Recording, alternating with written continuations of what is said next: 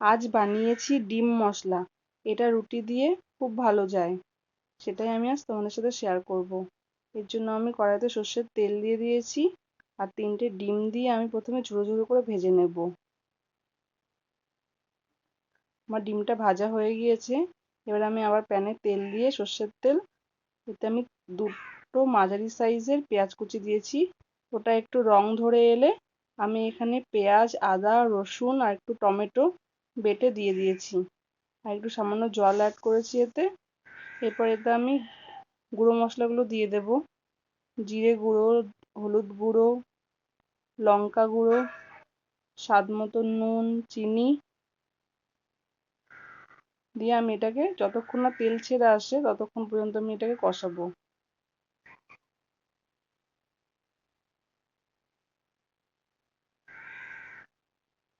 আমার প্রায় এটা থেকে তেল ছেড়ে এসছে। এবার আমি এখানটাতে ভাজা ডিমটা দিয়ে দেবো, দিয়ে ভালো করে মিশিয়ে নেব। খুব সহজ একটা রেসিপি, 15 মিনিটের মধ্যে রেডি হয়ে যায়। আমি লাস্টে একটুখানি গরম মশলা দিয়ে দিয়েছি, এতে দিয়ে আর একটু মিশিয়ে নিলেই রেডি আমার ডিম মশলা, যা রুটি দিয়ে খেতে খুব ভালো লাগে। তোমাদের যদি ভালো লাগে তোমরা বাড়িতে ট্রাই করবে।